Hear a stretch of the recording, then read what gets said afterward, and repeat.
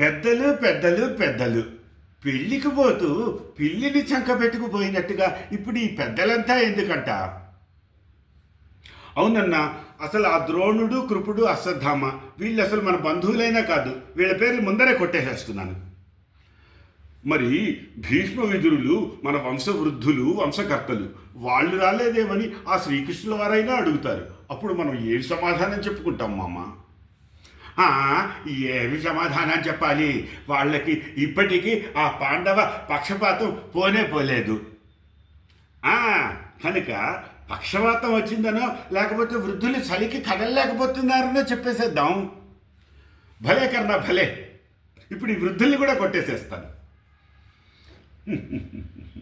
ఇలా అందరినీ కొట్టేసుకుపోతూ ఉంటే మనం నలుగురం మాత్రం పెళ్లికి తరలి వెళ్తే అక్కడ ఏం శోభస్కరంగా ఉంటుంది మామ? అయ్యోయ్యో, నలుగురేమిటి దుర్యోధన, నీవు విధేయులైన నీ నూరుగురు సోదరులు తరలి వెళితే అక్కడ శోభస్కరంగానే ఉంటుంది, మనకు మాట దక్కుతుంది. భలే మామ భలే, బాగా చెప్పావు. ఇప్పుడేది తక్షణ కర్తవ్యం? ఏముండే, ప్రయాణానికి సన్నాహం.